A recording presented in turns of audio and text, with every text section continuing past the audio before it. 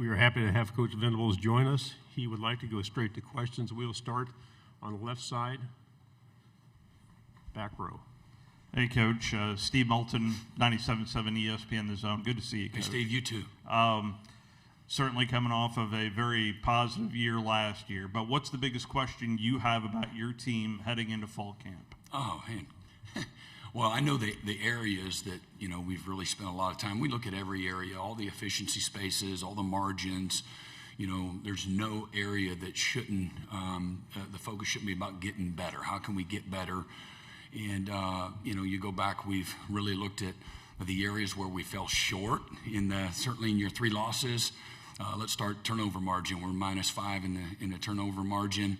85th in the country. That puts a lot of stress and pressure on your football team, certainly when you're giving it to the other team, but also our ability to take it back is incredibly important. It can change a game, and did impact some games when we were able to do that. And so turnover margin, running the football, being closer to 175 yards a game than where we were.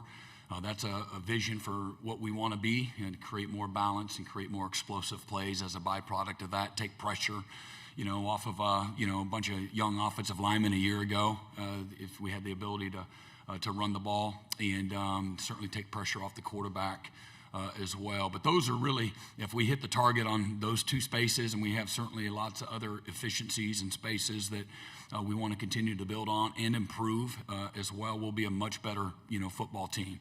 And so that's kind of where our focus has been, And I think returning, we had 9 first-year starters on offense a year ago. It looked like it from a lack of cohesion and chemistry and,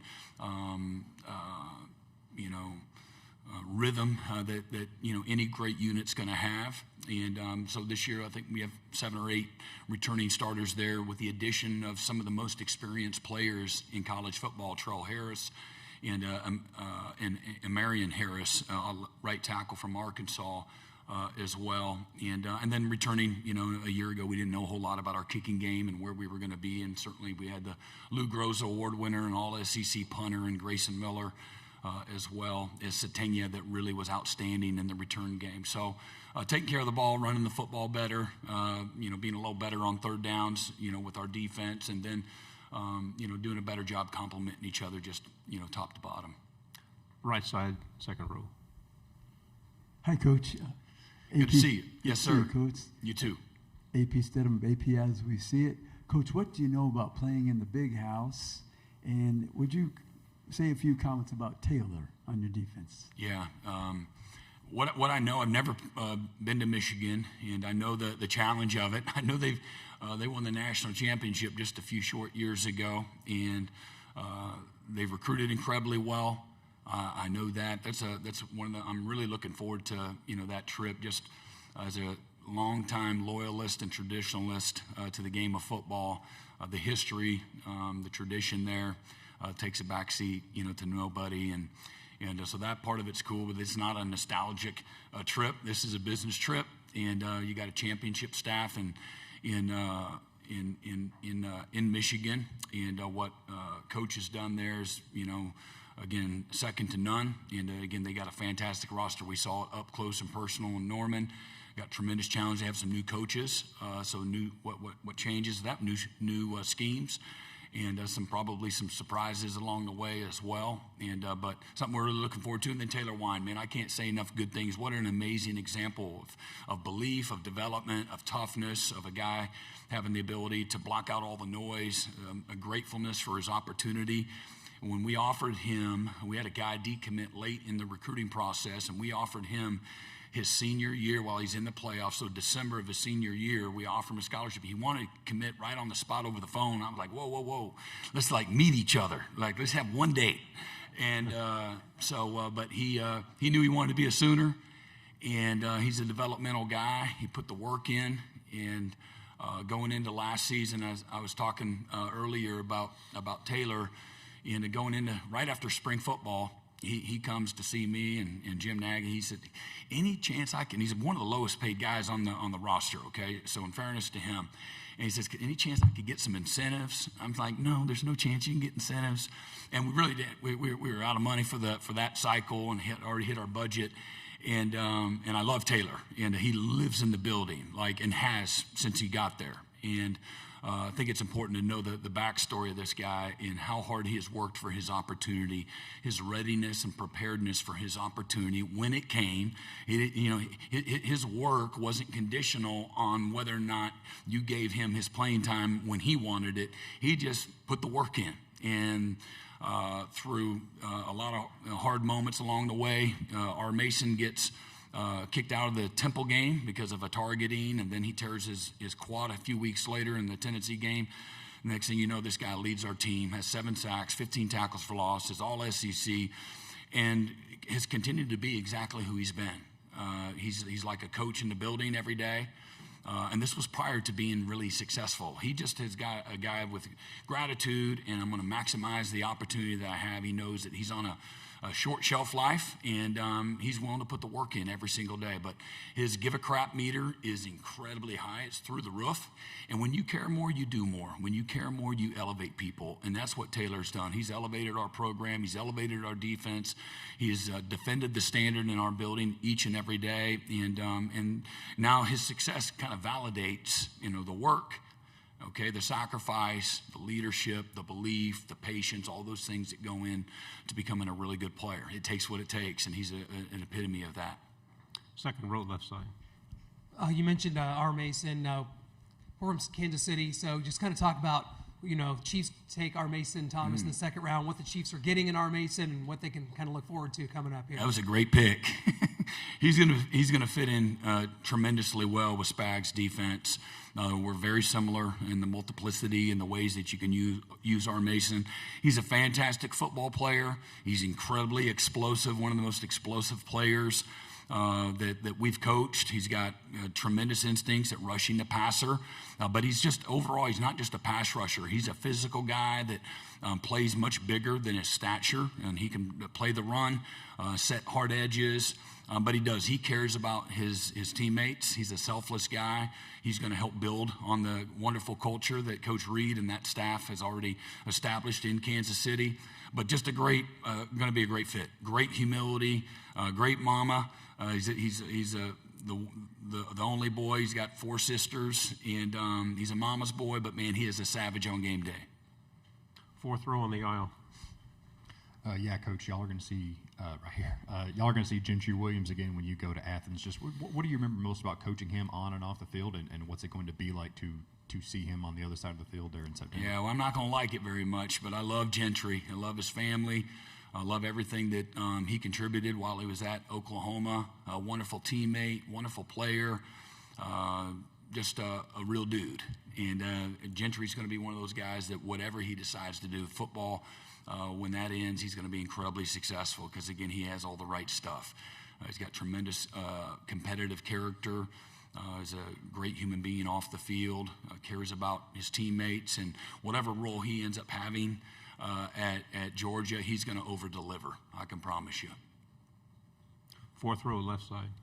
Tyler Shaw with KBTX and Bryan College Station. I know Texas A&M, one of the teams coming into Norman this year. And then I don't know what you've seen from their offense and their new offensive coordinator, Holman Wiggins. I don't know how much you know, maybe with some of your battles with, when he was in Alabama and you at Clemson, but just kind of what you see from him and what their offense was. Yeah, he's a winner.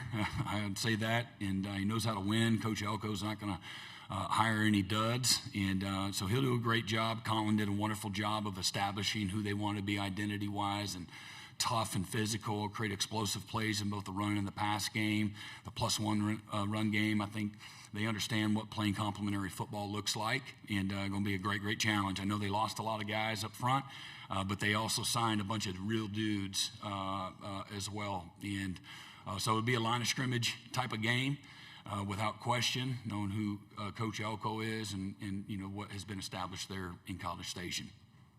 Right side, fifth row. Hey, Coach, Xavier McKnight with WWSB right here. Hey. So you made a big addition to your coaching staff in the offseason, bringing in Jason Witten. Can you talk a little about what the process was like to get him here and what's it been like since he's been here, being able to bring in a guy who is a future Hall of Famer and has so much knowledge that he's bringing to the game? Well, before I get to Coach Witten, we also hired two other fantastic coaches, and Dylan McCullough, our running backs coach, is an absolute stud as a coach and a mentor. Member of our team, and then Lamar Morgan, our corners coach, who we hired from the University of Michigan. Same thing, just an amazing mentor, coach, teacher, husband, father, those types of things. All three of them have made us better. But Jason, the thing that stands out to me is his passion and his humility. It resonates. He's not only this Hall of Fame type player, and not every Hall of Famer is this amazing coach and mentor, as we know. But, man, he's got it in every way. He's got instincts for the game. He's an incredible communicator. He knows how to inspire and challenge his guys. He knows what the players should ask before the player asks it. He has a rhythm to how he coaches and teaches so that he can have the answer ready for the player and anticipate for the player. I think the best coaches, if they do something well, they anticipate what's around the corner. Maybe it's a play caller on game day. Okay, here comes the max blitz. This is that time. They're getting ready to blitz us, or this is when they're going to drop coverage, or this is when they're going to go to a three-man front. And Jason has tremendous instincts just from a coaching standpoint, from an anticipation standpoint. So why is that important? Because he's been a wonderful teacher for the players. And that room has probably grown as fast as any room has grown since I've been coaching in that amount of time. And so he's been fantastic, and he's just a great dude to do life with. He's in the locker room, and that doesn't get you in the locker room just being a good guy. But he knows how to be a good teammate. He knows when to affirm. He knows when to ask the right question. He knows when to insert himself respectfully. And because you don't want a room with a bunch of yes guys. That doesn't do anything for anybody. And but this is a dude of dudes, is what I would say. I'm not trying to gas him, but he is what he is. I ain't trying to be right, but I am. He's a great one. We only have time for two questions. We go on the left side, back row, then pass it forward one row. Hey there, Brent. Michael Epps here locally with Spectrum Sports 360. Little different pace question for you, if you don't mind. We're looking at the possibility of Camping World Stadium in Orlando, maybe hosting like a big primetime Week 0, Week 1 game. Obviously, you coached the bowl game there, and just wanted to ask you what that experience was like there in that city, in that venue for college football, and maybe the potential of it hosting a big-time neutral site game. Yeah, I've been there in the playoffs and had a bowl game there as well. Wonderful venue, fantastic. Our families loved it. Our players loved it. It was incredibly efficient. The stadium was packed, and just a beautiful game day field, and everybody in the organization that hosted both of those times that we were there was first class. Left side. Michael Cobble, WBRZ TV in Baton Rouge. Hey, Michael. Just curious, your experiences with the playoff scenario as it unfolds now, and has it affected your feelings towards the 9-game conference schedule? Listen, I like a challenge. We've got tremendous challenge this league, top to bottom. We know that. I don't need to stand out in front and be a solvent for the league. It speaks for itself. We're a great example of, look, man, just focus and control what you can control. Last year we needed to, I think going into November, I think the ESPN statistic, we know it's not really right, but at the end of the day, I think there was a less than 2% chance that Oklahoma was going to go 4-0. Tennessee, at Alabama, and then with Missouri and LSU to finish things up. But if we went 4-0 on the same graphic, it said we had a 98.9% chance of going to the playoffs. So, you can't get to 4 until you get to 1, and I love the challenge of, you're back against the wall, and this is a game of doing, it's a game of performance, it's a game of, earning your way, and certainly our guys did. That was our experience a year ago, and so I'm all for that. I don't think that whether you expand it, keep it where it is, it's still going to be awesome. People are they're gonna buy the tickets. The passion, the enthusiasm for the game of football has never been greater, and it won't be diminished whatsoever, no matter what happens with the playoff system. Coach, great job. Thank you very much. Wish we had more time for it. All right. Good to see everybody. Y'all have a great day.